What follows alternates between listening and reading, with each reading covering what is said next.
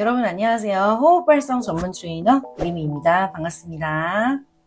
오늘 영상에서는 발성 훈련을 하기 전 꼭 필요한 호흡 연습법에 대해서 알려드릴게요. 여러분, 발성 장애가 생기고 난 후로 목소리를 낼 때나 목소리를 내지 않는 상황에서 마저도 숨이 차고 어지럽고 얼굴에 혈압이 몰려서 색이 붉어지고 내가 혹시 공황장애인가를 의심해볼 만큼 심장이 빠르게 뛴다거나 가슴이 답답한 상황 겪고 계시는 분들 많이 계시죠? 발성에 문제가 있을 때 흔히 나타나는 증상입니다. 평상시에도 호흡 타이밍이 안 맞고 거친 호흡을 내쉬기도 하면서 두려움을 느끼는 단계까지 이 모든 것이 과도한 근육 긴장의 습관 때문에 생기는 문제입니다. 그렇게 되면 호흡이 제대로 마시고 흐르는 게 잘 되지 않고 마시고 뱉을 때 쓰여지는 각각의 근육이 정상과 반대되는 방향으로 작용하게 되고 그렇게 되면 기본 메커니즘이 무너지기 때문에 각종 여러 문제들을 초래하게 됩니다. 목소리를 낸다라는 것은 숨을 마신 후 내뱉는 숨에 의해 성대가 진동되어 소리라는 게 발생이 되는 건데요. 숨과 함께 작용되는 것이기 때문에 호흡 연습은 발성 훈련에서 절대 빼놓을 수 없는 중요한 부분입니다. 그래서 우리는 첫 스텝으로 호흡 연습을 통해서 불필요하게 긴장됐던 모든 근육을 이완하고 또 바르게 쓰일 수 있도록 기초 운동이 될 수 있는 호흡 연습을 할 겁니다.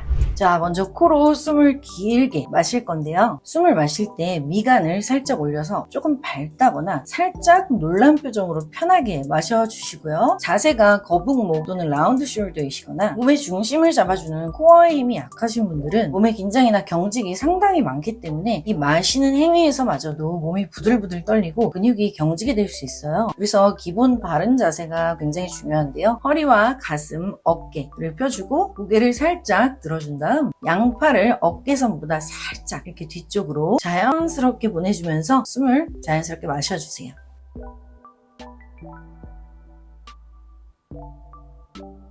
여기서 주의할 점은 숨을 마실 때 너무 빠르고 세게 마시면 다시 근육이 경직될 수 있으니 최대한 편하게 천천히 마셔야 하고요. 숨을 마실 시에 코 고는 듯한 소리가 나거나 억지로 어떤 소리를 내려 하지 마시고 그냥 향기로운 냄새를 맡는 듯한 혹은 자연의 깨끗한 공기를 몸에 담는 듯한 맛있는 음식 냄새를 맡는 듯한 그런 느낌으로 편하게 마셔주세요. 그리고 숨을 마실 때 쓰이는 들숨 근육이 제대로 활성화될 수 있도록 끝까지 오래 마셔주세요. 여러분 지금 다 마신 것 같지만 더 마실 수 있습니다. 앉아서도 연습하실 때 반드시 서 있는 자세로도 꼭 연습하세요. 자, 이렇게 들숨을 마신 후 입을 열지 말고 입술을 담은 상태에서 숨을 마실 때와 같은 바른 자세와 미간으로 올렸던 표정으로 들숨 때 몸에 채워졌던 공기가 위쪽으로 위로 흘러나간다는 마음으로 천천히 편하게 내쉬어주세요.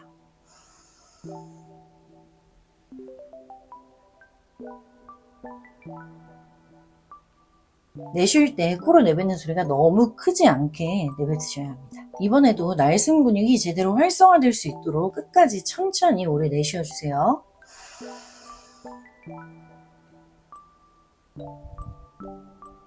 자, 이렇게 연습을 하시면서 호흡을 할 때 내 몸이 어떻게 움직이는지 한번 살펴보세요. 숨을 마시는 들숨 시엔 횡격막이라는 갈비뼈 및 가슴과 배의 경계선에 위치한 근막이 아래로 내려가면서 배가 부풀고 폐가 부풀면서 갈비뼈 확장이 일어나고요. 흉곽 전체가 확장이 되면서 고개도 자연스럽게 올라가게 되고 더욱더 바른 자세가 만들어집니다. 그리고 아까 말씀드린 위쪽으로 뱉는 표정과 방향성으로 인해서 목, 얼굴, 머리 쪽에 여러 근육도 함께 운동이 되는 느낌이 나실 거예요. 자, 이번엔 숨을 내쉬는 날숨 시엔 들숨 시 내려갔던 횡격막이 본래의 위치로 돌아오면서 부풀었던 배는 안쪽으로 점점 들어오게 됩니다. 바른 자세는 그대로 유지를 해주셔야 되기 때문에 가슴, 어깨, 목은 앞으로 이렇게 숙여지시면 안 됩니다. 자, 그런데 우리가 목소리를 낼 때 이렇게 숨만을 내쉴 때보다 조금 더 강한 날숨근이 쓰이는데요. 좀 더 많은 숨이 쓰인다는 뜻입니다. 그래서 목소리를 내기 위해 필요한 근육을 조금 더 단련하는 연습을 하려면 아까와 같은 들숨을 마신 후에 날숨의 첫 시작부터 배를 안쪽으로 당겨 넣어주시면서 숨을 내뱉어주세요.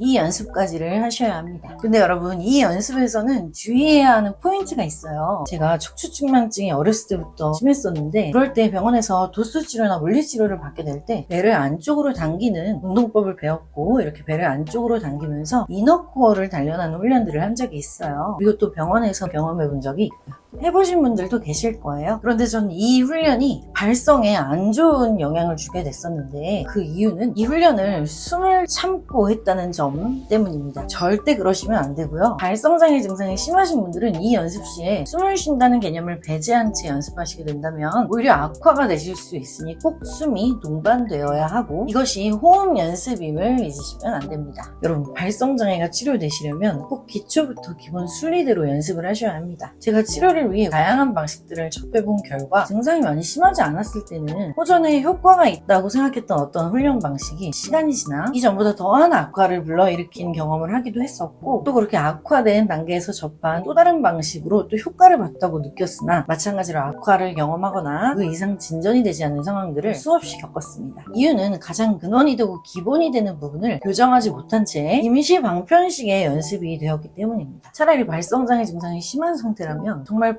올바른 방식만이 목소리를 나게 하기 때문에 오히려 조금은 다행인데 증상이 좀 약하신 분들은 좋지 않은 방식으로 훈련을 했더라도 일시적으로 일정 기간 목소리가 잘 나오는 경험을 하시는 경우들이 있어요. 그 부분은 저도 그랬고요. 그러다 보면 그 방법이 정확한 방법이라고 여기실 수 있는데 행여나 나중에 그 방식의 어떤 단점으로 인해 악화가 진행된다면 다시 돌리는 법을 모르기 때문에 현재 상황에 맞는 다른 방법을 알지 못하는 상태에서 기존 연습만 고집하게 되는 그런 가능성이 있어요. 결과는 안 좋을 것이고 그렇게 되면 당황스러움에 증상이 더 악화되는 경우가 생길 수도 있습니다.